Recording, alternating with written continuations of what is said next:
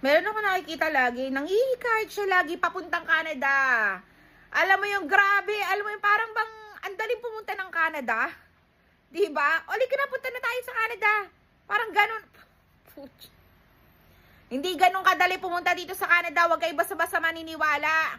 Ang daming problema ngayon dito sa Canada, ang daming pinapauwi, huwag kayo basta-basta naniniwala na halika na, dito ka na sa Canada, madali lang pumunta. No, don't believe that, it's not true. Mag-research kayo, ang daming scammer ngayon, yung perang binayad wala na, goodbye.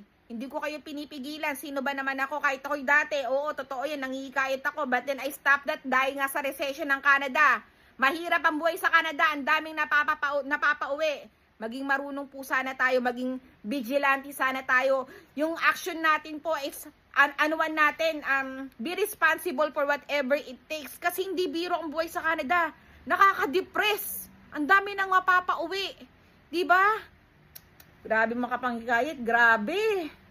Grabe talaga makapanghinayat, grabe. Parang walang problema ang Canada. Hindi mo alam, baka mamaya ikaw di mapapauwi ka na tapos sayang lang yung binayad mo doon sa agency.